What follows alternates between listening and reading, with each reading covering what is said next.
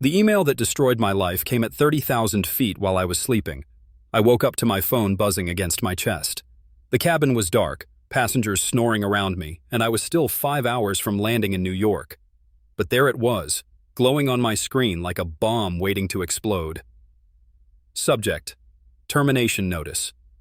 From Daniel Whitson, CEO. Time: 3:30 a.m. Reynolds, effective immediately, your employment with Whitehall Technologies is terminated. All access has been revoked. Do not contact company property or personnel. Daniel. That's it. 7 years. $2 billion in deals I personally closed. And Daniel Whitson fires me in 2 sentences while I'm trapped in a metal tube 7 miles above the ground. But here's what he didn't know, and what you need to understand before this story gets crazy. I saw this coming. For 6 months, I'd been building something in secret, something that would make Daniel wish he'd never met me. Let me take you back to where this all started, because the betrayal runs deeper than you think. Everything. 15 days earlier, I was standing in a glass conference room in Tokyo, looking at 3 of the most powerful men in global telecommunications. The Trident deal. That's what we called it internally. 3 legacy firms, 3 continents, 1 massive cloud migration worth $2 billion over 7 years. I'd built this deal from nothing. 16-hour days, red-eye flights, learning Portuguese just to understand the nuances of what the Brazilian CEO really wanted. While my colleagues were playing office politics, I was rewriting the future of cloud computing. Reynolds, said Luis Mata, the CEO of Brazil Telecom, leaning back in his chair. You understand our concerns about data sovereignty better than your own legal team. He was right. I'd spent 3 weeks studying Brazilian data laws, something our lawyers couldn't be bothered to do properly. But that's who I am. I don't just show up, I show up prepared. The meeting went perfect, handshakes all around, signatures on preliminary agreements, $2 billion moving from dream to reality. I should have been celebrating. Instead, I felt something cold in my stomach, because I knew Daniel. I knew how this company worked, and I knew they'd find a way to steal my victory. We can't promote him, I heard the voice through the conference room door. He's too confident, too polished. His wins can't be redirected to someone else. I was supposed to be in that meeting, Executive Vice President of Global Strategy, the promotion I'd earned 10 times over. But they'd moved the meeting without telling me, and now I was standing in the hallway listening to board members discuss my fate like I was a problem to be solved. Besides, another voice added, clients respond to him too well. If he leaves, they might follow. My hands were shaking. 7 years of loyalty, of putting Whitehall before my own family, my own health, my own dreams. And this is what I got. Fear disguised as rejection. But the worst part? I recognized the second voice. It was Patricia Green, the board member I'd saved during the European Consortium crisis. When that $500 million contract was falling apart, who worked 72 hours straight to save it? Who rewrote the entire core structure and personally called the head delegate to smooth things over? Me. And now she was voting to keep me down because I was too effective. 3 months before the Trident deal, Karen Whitson, Daniel's daughter, made a mistake that should have ended her career. She transferred confidential client data to her personal cloud account, not by accident. She was building a presentation for a networking event, wanted to look impressive, and decided our biggest client's private information was just another bullet point for her resume. The security alert came to me first. As head of client relations, all data breaches crossed my desk. I could have reported it immediately. Should have. Instead, I spent 48 hours crafting a cover story. Beta testing glitch, I told the security team. We were running parallel backups and the system got confused. I'll file the incident report. I saved Karen's job. More than that, I saved her reputation. Her father never even knew it happened. 2 weeks later, I found out why she'd really needed that data. She'd been working on a pitch deck for a smaller client, and she'd stolen my work. My entire strategic framework, my market analysis, my risk assessments, all of it copied word for word with her name as the author. When I discovered it, Karen was in her father's office, getting praised for her innovative thinking and strategic vision. My strategic vision, my innovation. I could have walked in there, could have exposed everything. But I knew how it would look. Older employee picking on the boss's daughter. Territorial, emotional, jealous. So I stayed quiet. And that silence would cost me everything. But here's what none of them knew. For 6 months, while they were playing their games, I was building something beautiful. Trevant, not just a company, a revolution. I'd been quietly recruiting the best minds from across the industry. Former engineers from Google, product strategists from Amazon, compliance specialists who understood global law better than any firm's legal department. We met in coffee shops and hotel lobbies. We worked on encrypted servers and communicated through private channels. We built something that wasn't just better than Whitehall. It was everything Whitehall pretended to be. Agility instead of bureaucracy. Transparency instead of politics. Client-centered thinking instead of ego-driven decision-making. The night before I flew to Singapore for the final Trident meeting, I was having dinner with my core team. Sarah, my lead engineer, raised her glass. "To the future," she said. "To the future," we all echoed. But I was thinking about the past, about every time my name had been removed from a presentation, every time credit for my work had been redirected to someone more promotable. Every client who'd asked me why I wasn't leading instead of following. Luis Mata had asked me that exact question in Singapore. We were having drinks after the final signing, and he looked at me with those sharp eyes of his. "Reynolds," he said, "what would it take for you to lead instead of follow?" I smiled and changed the subject. But inside I was thinking, soon, Luis, very soon. The Strategic Growth Gala was Whitehall's biggest event of the year. 500 people, everyone who mattered in the industry, all gathered to celebrate our unprecedented growth and visionary leadership. I walked into the Venturon ballroom expecting to be recognized. The Trident deal was the biggest win in company history. I'd just spent 2 weeks closing the impossible, and I was ready for my moment. Instead, I watched Karen Whitson take the stage. "Ladies and gentlemen," Daniel announced, his voice booming through the speakers, "I'm proud to announce the promotion of Karen Whitson to Vice President of International Strategy." My title, the position I'd been working toward for 3 years, the job I'd earned with every 16-hour day, every red-eye flight, every impossible client demand I'd somehow met. Karen stepped to the microphone, radiant in her success. "I'm honored to lead Whitehall's global expansion," she said, "and I'm excited to announce our biggest deal yet, the Trident Partnership, a $2 billion agreement spanning 3 continents." The applause was thunderous. Flashbulbs went off. Industry journalists scribbled notes.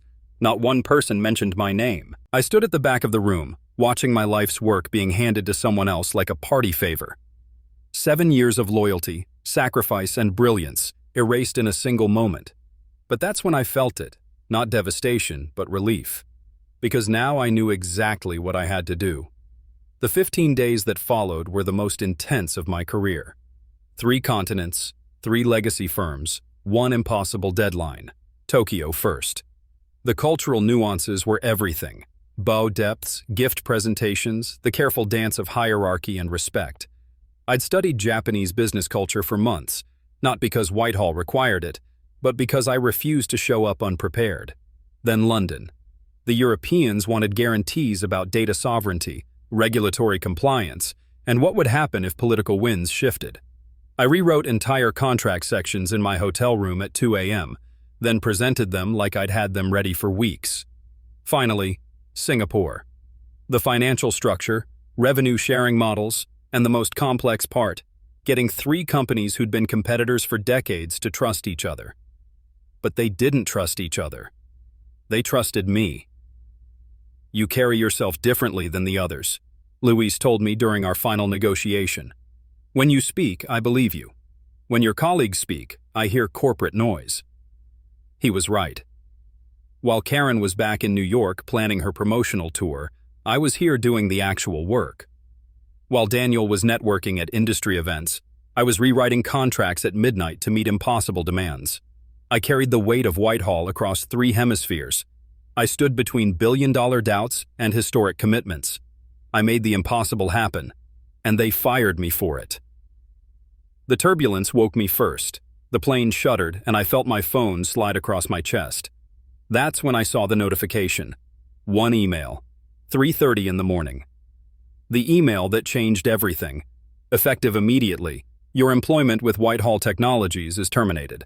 All access has been revoked. Do not contact company property or personnel. I read it 3 times. Then I looked around the dark cabin at all the sleeping passengers, and I started laughing. Not hysterical laughter, not bitter laughter.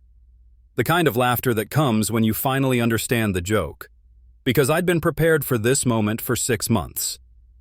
While they were planning my betrayal, I was planning my freedom. I opened my laptop, the personal one, not the company device, and logged into a secure server. My private backup of everything. Every deal note, every client conversation, every strategic framework I'd developed over 7 years. Whitehall owned my work, but they didn't own my relationships. They didn't own my reputation. And they certainly didn't own my knowledge. The pilot announced our descent into New York. Dawn was breaking over the horizon, painting the sky in shades of gold and red. I was watching the sunrise from 30,000 feet, and for the first time in years, I felt free. Because Daniel Whitson had just made the worst mistake of his life. He thought he was firing an employee. He was actually creating his biggest competitor. The security guard didn't recognize me. I'd walked through the Whitehall Technologies lobby thousands of times over 7 years. Same marble floors, same glass elevators, same massive logo that I'd helped make famous. But when I approached the turnstiles, my badge didn't work. "Sir, I'm going to need you to step aside," the guard said, not unkindly. He was just doing his job. "I'm Reynolds Barlow," I said. "I work here." He checked his computer screen, then looked at me with something like pity. "Sir, you're not in our system. Not in their system. 7 years, and they'd erased me like I never existed. I could have argued, could have demanded to speak to someone. Instead, I smiled and walked away. Because this wasn't a setback. It was confirmation that everything I'd planned was about to work perfectly. 24 hours later, I was back. Not as an employee this time, but as a visitor. I'd convinced Maria from accounting, someone who'd always respected my work, to let me collect my personal items from my desk. The elevator ride to the 15th floor felt like ascending to my own funeral. Every floor that passed was a memory. Deals closed, crises solved, victories that had someone else's name on them now. My office door was open. Inside, Karen Whitson was sitting at my desk, going through my files. "Oh," she said when she saw me, not even looking embarrassed. "I thought you'd already gotten your things." My things. 7 years of my life reduced to things. The walls were bare. My awards, my client photos, my strategic frameworks, all gone. In their place hung Karen's MBA diploma and a photo of her shaking hands with some senator at a fundraiser. "Where's the Trident file?" I asked quietly. "What file?" She was shuffling through papers, but I could see the nervousness in her movements. "The client notes, the deal structure, the preliminary agreements." "Oh, that," she waved her hand dismissively. "Legal has all that now. I'm the new lead on the Trident partnership." The Trident partnership. She was already rebranding my deal, making it sound like a collaboration instead of the one-man miracle it actually was. I nodded and picked up the single box of actual personal items they'd left me. A coffee mug my daughter had made in art class, a photo of my wife from our anniversary dinner, a paperweight for my first major deal. 7 years, and this was what remained. As I walked toward the elevator, I heard Karen on the phone behind me. "Yes, Daniel, he's gone. No, he didn't cause any trouble. He just looked defeated." Defeated. If only she knew. The first sign something was wrong came on Tuesday morning. I wasn't there to see it, but Sarah, my lead engineer at Trevant, had contacts everywhere. She called me at 9:15 a.m., barely able to contain her excitement. "Reynolds, they're panicking," she said. "Daniel's been trying to reach the Trident clients all morning. No one's answering." This was the beautiful thing about my plan. I hadn't stolen anything, hadn't hacked anything, hadn't broken any laws. I'd simply used the most powerful weapon in business: relationships. Luis Mata from Brazil Telecom had my personal number. So did Chen Louis from Asian Pacific Networks and Amber Miller from Crestwood Communications. For 7 years, I'd been the one solving their problems, answering their questions, making the impossible happen. When I called them on Monday night, the conversation was simple. Luis, it's Reynolds. I need you to know that I'm no longer with Whitehall. I wanted to tell you personally before you heard it from someone else. What? Luis sounded genuinely shocked. But you're the reason we signed with Whitehall. You built this entire deal. I know, and I appreciate the trust you've shown in me. If you have any concerns about the transition, I understand completely. I didn't ask them to follow me, didn't pitch them on Trevant, didn't even suggest they should reconsider their Whitehall contract. I just planted a seed of doubt and let it grow. By Wednesday, all 3 clients had gone silent. They stopped returning Daniel's calls, stopped responding to Karen's emails, and started asking very pointed questions about contract terms and performance guarantees. Friday morning, the announcement went live. Trevant Technologies announces strategic partnership with global telecommunications leaders. Trevant Technologies, a rising force in cloud infrastructure solutions, today announced a groundbreaking 7-year partnership with Brazil Telecom, Asian Pacific Networks, and Nordic Communications. The multi-continental agreement, valued at $2.1 billion, represents the largest telecommunications cloud migration in industry history. I was in my new office, a clean, modern space with floor-to-ceiling windows overlooking the city, when the news broke. No corporate bureaucracy, no politics, just brilliant people doing brilliant work. My phone started ringing immediately. Industry journalists, competitors, former colleagues, everyone wanted to know how we'd stolen the Trident deal. We hadn't stolen anything. The clients had simply chosen to work with the person who'd actually built the relationship, instead of the company that had taken credit for it. Within an hour, the story was everywhere. Whitehall loses billion-dollar deal to startup founded by former employee, the revenge of Reynolds Barlow, how one man's firing became a corporate nightmare. But the best part wasn't the headlines. It was the silence from Whitehall. No statements, no explanations, no attempts to spin the story. Because what could they say? That they'd fired the architect of their biggest deal and were surprised when the clients followed him? 3 months later, I was standing in a conference room in Munich, facing the man who'd destroyed my life. The Global Tech Summit brought together every major player in the industry. Daniel Whitson was there, trying to salvage what was left of Whitehall's reputation. I was there representing Trevant, which had grown from a secret startup to a major player practically overnight. He saw me across the expo floor and approached with Karen beside him. She'd lost weight, I noticed. The stress of trying to fill shoes she'd never been qualified to wear was showing. "Reynolds," Daniel said, extending his hand like we were old friends. "Congratulations on your success. No hard feelings, I hope." I looked at his hand for a moment, then at his face. This was the man who'd fired me at 37,000 feet, who'd stolen my work, my promotion, my dignity, who'd tried to erase 7 years of my life with a 2-sentence email. "No hard feelings at all," I said, and shook his hand. Because that's the thing about real revenge. It's not about anger, it's about justice. And justice was already served. The announcement came a week later. Trevant was partnering with Eurotech Industries, one of Eastern Europe's fastest-growing cloud providers. Together, we'd be challenging Whitehall's dominance in 3 major markets. I'd met Marek Dvorsky, Eurotech's CEO, at the Munich summit. Like so many others, he'd heard about the Trident partnership and wanted to understand how a startup had outmaneuvered an industry giant. "It's simple," I told him over dinner. "We focus on clients instead of ego. We build relationships instead of politics. We deliver results instead of excuses." He smiled. "This is what we want at Eurotech. Real partnership, not corporate games." The partnership was announced on the same day Whitehall reported their worst quarterly losses in company history.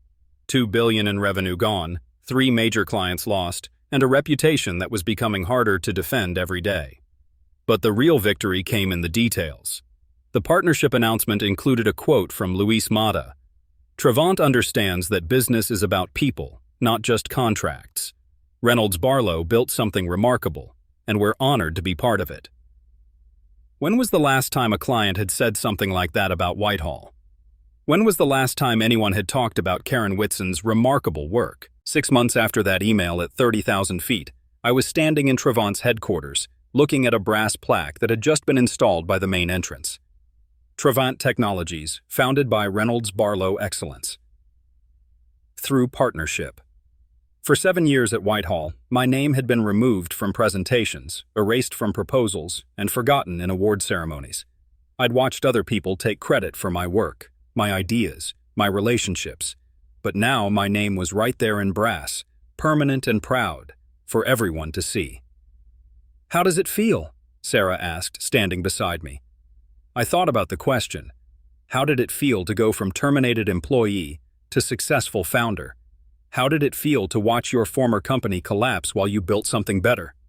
Honest, I said finally. It feels honest. Because that's what this was really about. Not revenge, but truth. Not destruction, but creation. Not taking something away from someone else, but building something that was genuinely mine. My assistant handed me a printed email that arrived that afternoon. The sender made me smile. From Daniel Whitson to Reynolds Barlow. Subject: Congratulations, Reynolds. I saw the news about your Series A funding round. $50 million. Impressive for a company that's barely a year old. I want you to know that I respect what you've built. Travant is everything we always said we wanted Whitehall to be, and you made it happen. I also want you to know that I understand why you left. Maybe I should have handled things differently. If you ever want to grab coffee and discuss the old days, or maybe the future, I'd welcome the conversation. Best regards, Daniel. I read it twice, then walked to my window. 50 floors below, the city bustled with millions of people chasing their dreams, fighting their battles, building their futures. A year ago, I was one of them, trapped in someone else's vision, limited by someone else's fears, defined by someone else's small thinking. Now I was free. Free to build, free to lead, free to put my name on my own work. I thought about responding to Daniel's email. Maybe I would someday. Maybe we'd have that coffee and he'd ask me how I did it, how I turned a midnight termination into a billion-dollar success story. If he asked, I'd tell him the truth. I didn't get revenge on Whitehall. I got something better. I got free. The best part about this story isn't the money. It's not the success, the recognition, or even the satisfaction of watching my former company struggle.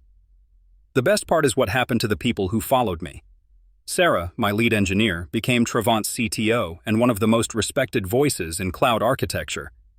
Marcus, my former project manager, started his own consulting firm and credits our time at Travant for teaching him real leadership.